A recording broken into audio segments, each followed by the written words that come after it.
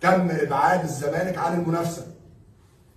اول ماتش في الدوري احنا اللي اتظلمنا، احنا اللي اتظلمنا، احنا اللي اتحسب علينا ضربه جزاء ما فيهاش ريحه ضربه الجزاء، ومن غير ما نعمل اي حاجه تم تسريب مقطع صوتي للاعلام، وبناء عليه المنافس خرج بيان شديد اللهجه في تحذير للجنه الحكام، وايه الباقي حضراتكم عارفين.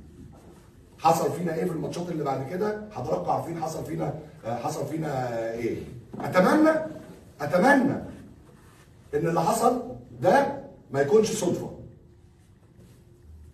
بتمنى وعندي عشم كبير في حال الرياضه في مصر ان اللي حصل ده ما يكونش صدفه.